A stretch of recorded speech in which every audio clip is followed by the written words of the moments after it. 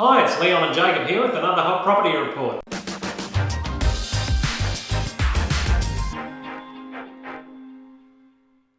Well, Jacob, tell us a little bit about what's going on in the property management side of the business. Very interesting rental market at the moment. We're seeing historically low vacancy rates across not only our portfolio but the broader market.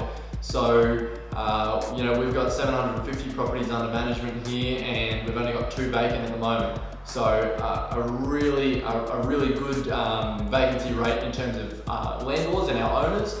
But if you're looking for a property and you're a tenant trying to search for a new home for your family, or even if you're just a young professional couple, it's very difficult across all areas of the market. So your 3 and 4 bedroom homes are filling quickly, right down to your 1 and 2 bedroom units.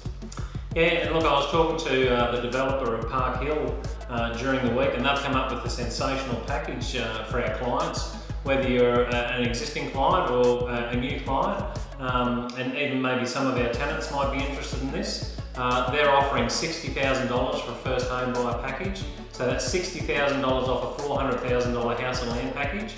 So you're basically getting a $400,000 or $410,000 property for only $340,000 or $350,000. So and they'll even fund it through their own finance arm. So, mate, for that sort of a product out at Glenvale, right behind the Glenvale School, the new Coles shopping centre just opened out there this week. Yep. So, and I know that those sort of properties do rent. So if you're a first home buyer, you get into the market, and then in a couple of years' time you want to rent it, we know that those properties rent really well as well. So that's a great offer from the guys out at Park Hill subdivision at Glenvale. Yeah. And if anyone wants any more information on that, they can go to our website, to the news page.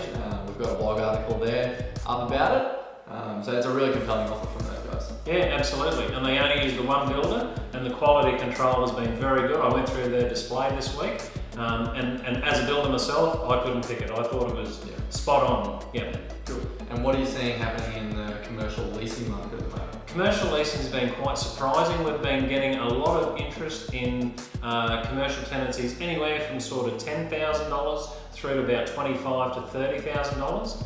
I did 3 leases again last week. Yep. I've done another 2 this week. Yep. So that side of the business has been quite good. Had a big commercial property sell this week, which is nice. It was lovely to see the owner come in. I could give her a nice bottle of red wine so she could enjoy that with her husband tonight.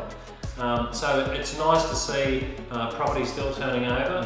I've been talking to a lot of other agents around town too, and they've said the same thing. The last 2 to 3 weeks has been really busy. Yep. So from commercial sales, commercial leasing, all that sort of stuff, been pretty good. Yeah.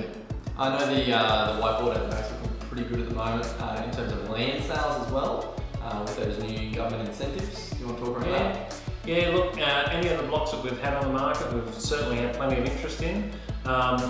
What we've found with some of the blocks is the banks are probably not quite lending on every house and land package. So for a first home buyer, don't go out there, buy a block of land and get a bit disheartened. I've found a lot of those guys who have been knocked back with finance for the house and land packages because they are up around that $400,000 for a block of land, and by the time you put a nice home on it. Yep. So they've come back and they've said, what have you got around that $250,000 to $350,000 mark, because that's a more affordable sector of the market, and that's why we've seen more and more people coming through our open homes in those cheaper price properties, because they haven't been able to get those $400,000 house and land packages underway. So it's been a driver in 2 parts of the market. It's been one for the first home buyer, getting out there, getting those blocks of land and getting them under contract, and then if they have been knocked back, they'll come back to us and looked at the established houses. So it's pushed along that established market as well as the first home buyers with the house and land packages. Yeah, that's really good. And I know locally some announcements have come out around Carnival Flowers, which is normally sort of our peak selling season as well, where they're not going to have a live parade down Ruthven and Margaret Streets. They're going to have a static parade at Grand Central Shopping Centre. How do you think the ongoing effects of coronavirus are going to have on the market locally in terms of that sort of stuff around spring coming up? I think it's really unfortunate that we can't have the Carnival Flowers parade this year. People come from all over the world actually to come to Toowoomba for that flower and food and wine festival as well. So they'll maybe suffer a little bit. Yeah. It's a good thing because it might keep people in town and get to the coffee shops and cafes and restaurants that have really suffered over the last couple of months. Yeah. So hopefully that generates a bit more business. It's great to see a lot of the sporting teams coming up from down south.